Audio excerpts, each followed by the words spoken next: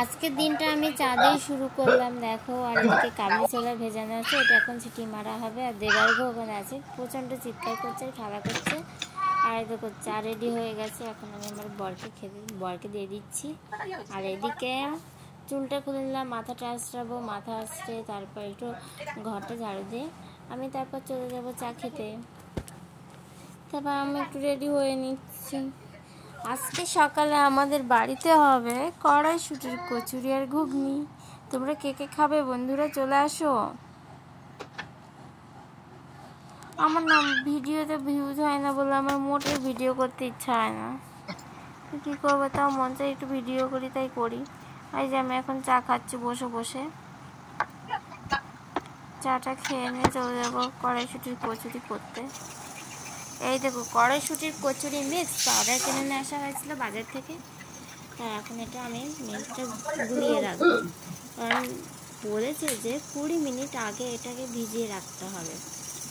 পুরোটা করলাম না, কারণ পুরোটা করতে হলে অনেকগুলো কচুরি করতে হবে, তাই কিছুটা নিলাম, মানে অর্ধেকের বেশিরভাগটা আমি নিয়ে নিচ্ছি আর অর্ধেকের কম ভাগটা রেখে দেবো।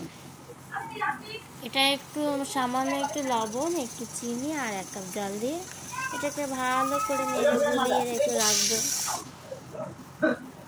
দিয়ে দিয়েছি, এখন এটাকে জলের মধ্যে ঢেলে আমি গুলাবো।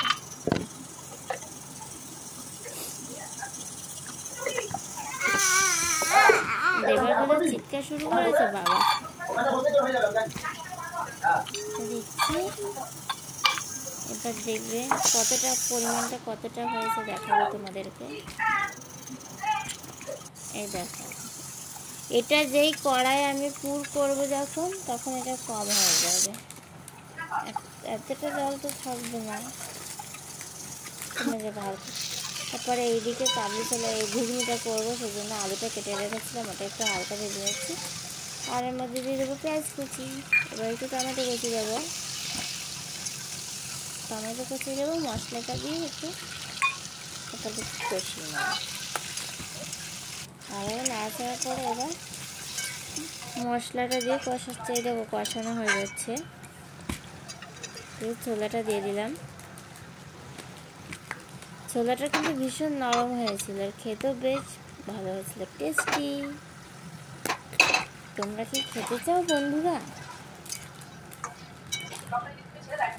এই দেখো আমার রান্না হয়ে গেছে, এবার করা হবে কচুরিটা। এই যে এদিকে কচুরিতে পুর ভরা হচ্ছে, পুর ভরা হয়ে গেলে আমার শাশুড়ি করছে, কচুরি ভাজছে। এই দেখো এইটা দেখবে ফুলকো, বেশ ফুলকো ফুলকো হচ্ছে। এই যে আমার রেডি হয়ে গেছে খাবার। ওকে বন্ধুরা, টাটা।